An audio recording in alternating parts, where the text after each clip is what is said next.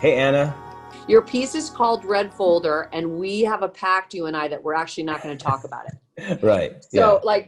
so this is the season preview chapter where the writer and the artistic director refuse to share with the audience anything about what we're doing, but mostly because, the form of it, we want it to be a surprise, right? Yeah. Yeah. It's unique, I think. I'm really excited about it. And it's something that I never would have conceived of doing outside of the restrictions that the quarantine has or the pandemic has imposed upon us. So, Right. So I was saying to some of my students at Northwestern who are having a really tough time, understandably, right? They're grad students. This is a special moment for them. yeah.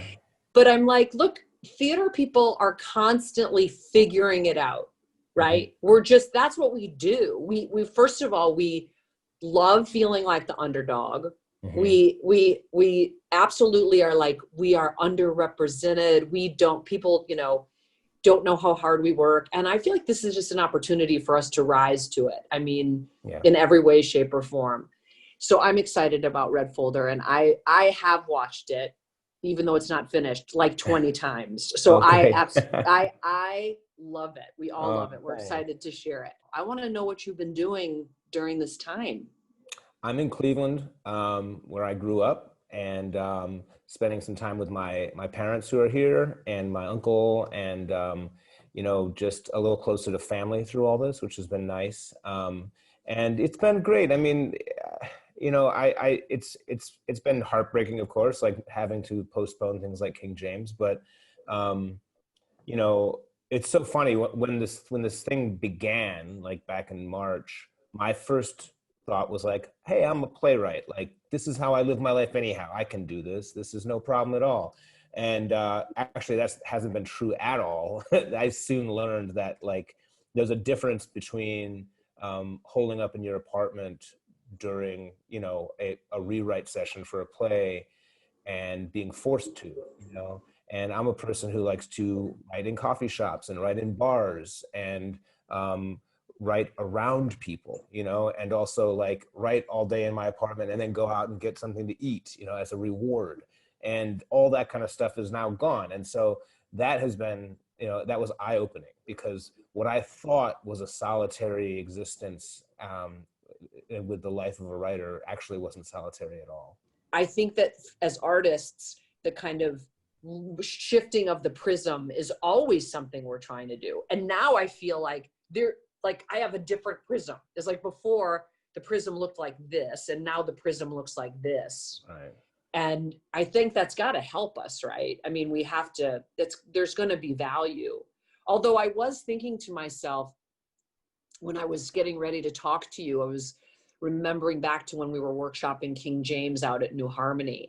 And I thought, I don't even know if I could string a sentence together that would be helpful in a room anymore. That's not about like, did you eat your lunch? Can you pick up your clothes off the floor? I'm not Right. sure how my I'm not sure how my brain is working. But Right. you're writing now, though. You're on a job right now.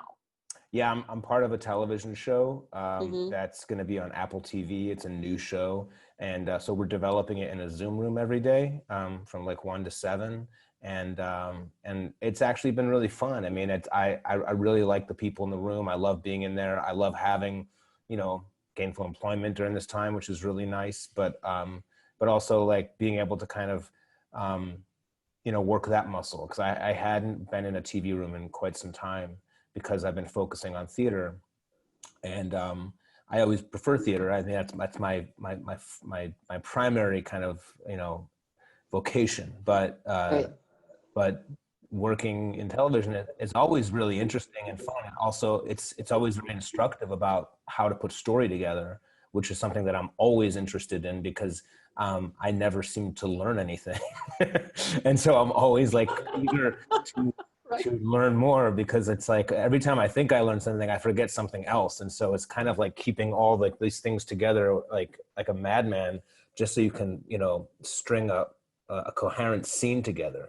So when have the ability to be in a Zoom room with like 6 other brilliant writers, Awesome. I learn a lot. That is cool. That's true, right? It's like, how many times do we have to learn the same thing over again? Our process in making plays is is pretty consistent, and it's also a resilient teacher. It keeps teaching us. You and me and a martini are way up on my list, Rajiv. I really miss you, man. And I miss you too. That I can't wait for that day. It'll come soon enough, but I can't wait. Well, thank you so much for Red Folder, and you'll bring us together by sharing that with us, and we're so grateful. Thanks. And I'll see you soon, I hope. Okay. Can't wait. Bye. Bye. Mwah.